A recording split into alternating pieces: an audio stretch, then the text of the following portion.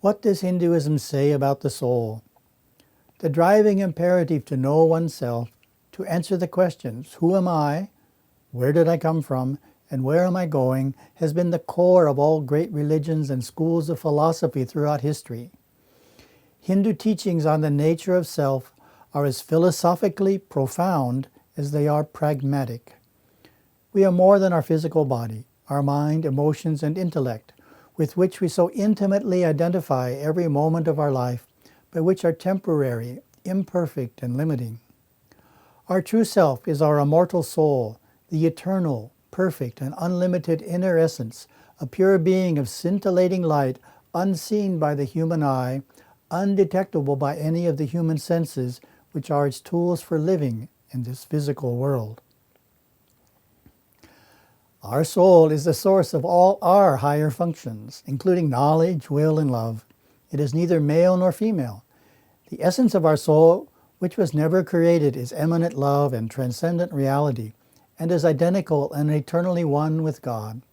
The Vedas explain, the soul is born and unfolds in the body, with dreams and desires and the food of life, and then it is reborn in new bodies in accordance with its former works.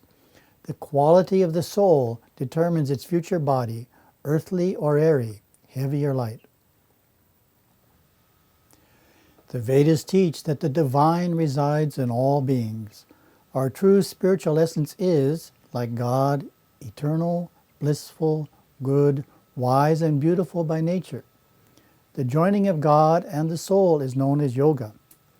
We spend so much of our time pursuing beauty, knowledge, and bliss in the world, not knowing that these objects of our desire are already within us as attributes of our own soul. If we turn our focus within through worship and meditation, identifying with our true spiritual self, we can discover an infinite inner treasure that easily rivals the greatest wealth of this world. Hinduism is a mystical religion, leading the devotee to personally experience the truth within, finally reaching the pinnacle of consciousness where the realization is attained that man and God are one. As divine souls, we are evolving into union with God through the process of reincarnation. We are immortal souls living and growing in the great school of earthly experience in which we have lived many lives. Knowing this gives followers a great security, eliminating the fear and dread of death. The Hindu does not take death to be the end of existence, as does the atheist, nor does he look upon life as a singular opportunity to be followed by eternal heavenly existence for those souls who do well, and by unending hell for those who do not.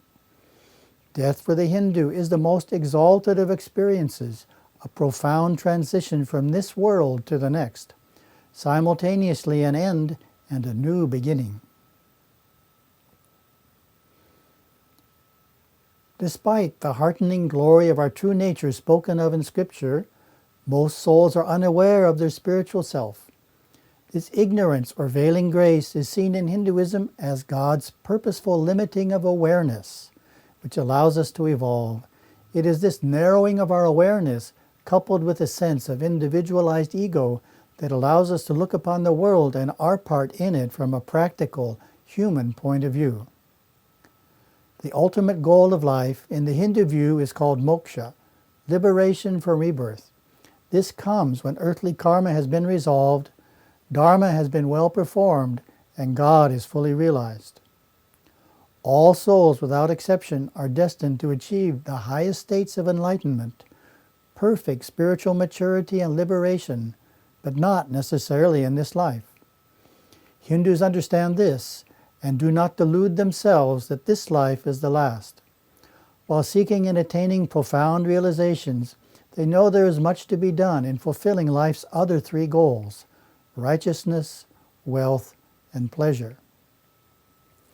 In some Hindu traditions, the destiny of the soul after liberation is perceived as eternal and blissful enjoyment of God's presence in the heavenly realms, a form of salvation given by God through grace, similar to most Abrahamic faiths.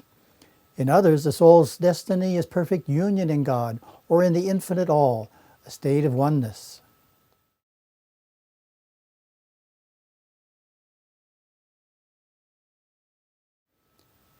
From the Hindu perspective, the world is the place where our destiny is shaped, our desires fulfilled, and our soul matured. Without the world, known as Maya, the soul cannot evolve through experience. In the world we grow from ignorance into wisdom, from darkness into light, and from a consciousness of death to immortality. The whole world is an ashram in which all are evolving spiritually. We must love the world, which is God's creation. Those who despise, hate, and fear the world do not understand the intrinsic goodness of all. The world is a glorious place, not to be feared. The Vedas advise, "Behold the universe in the glory of God, and all that lives and moves on earth. Leaving the transient, find joy in the eternal." There is a false concept, commonly found in academic texts, that Hinduism is world-negating. This depiction was foisted upon the world by 19th century Western missionary Orientalists, traveling in India for the first time and reporting back about its starkest and strangest aspects, not unlike what Western journalists tend to do today. The wild-looking, world-renouncing yogis, taking refuge in caves, denying the senses, and thus the world, were of sensational interest, and their world abandonment became, through the scholar's eyes, characteristic of the entire religion. Hinduism's essential, time-tested monastic tradition makes it no more world-negating than Christianity or Buddhism, which likewise have traditions of renunciate men and women living apart from the world in spiritual pursuits. While Sanatana Dharma proudly upholds such severe ways of life for the few, it is very much a family-oriented faith that supports acquisition of wealth, the pursuit of life's pleasures, and a full engagement in society's spiritual, intellectual, and emotional joys. The vast majority of followers are engaged in family life, firmly grounded in responsibilities in the world. Young Hindu adults are encouraged to marry. Marriages are encouraged to yield an abundance of children. Children are guided to live in virtue, fulfill duty, and contribute to the community.